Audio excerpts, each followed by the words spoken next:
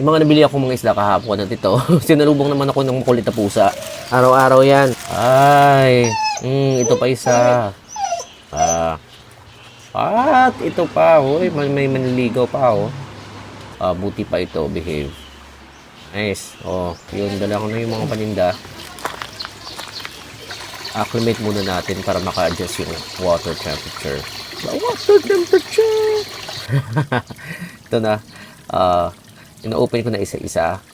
So, mix play ito ng mga balloon mollies tsaka different strain ng guppies.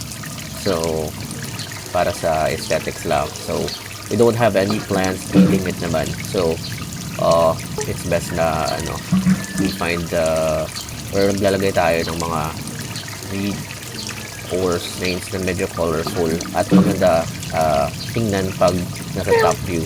So, yeah.